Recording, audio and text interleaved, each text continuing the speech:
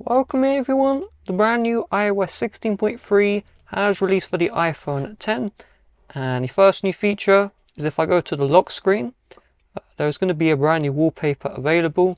So you can see the Unity, and this is the wallpaper in question. So if you slide across, you can change the theme, and let's add this.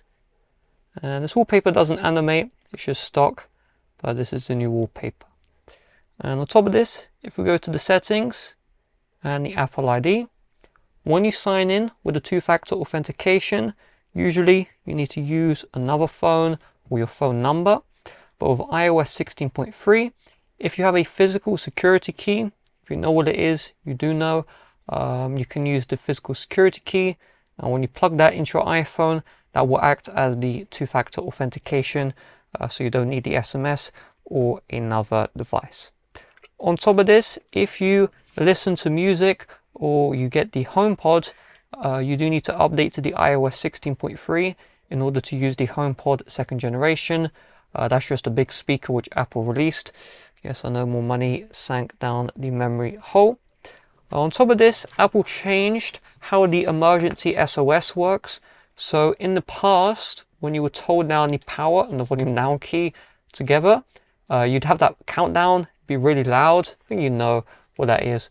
And that countdown, sometimes will just trigger by accident because sometimes the buttons just click on their own. But now, if I just hold this down, it's not going to activate the emergency call. Apple has mandated it, so you can have to slide across after you click the power and the volume button. So you do need to slide across to access the emergency call. That is just something to keep in mind. And on top of this, there are some bug fixes.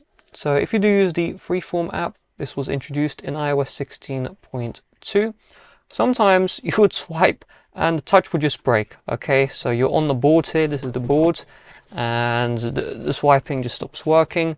Well, that is now fixed with iOS 16.3, so that is nice to know.